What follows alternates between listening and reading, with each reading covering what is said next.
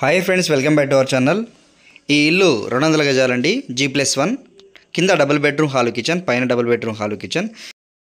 నాయుడుపేట సర్కిల్కి కేవలం ½ కిలోమీటర్ దూరంలో ఉంటుంది.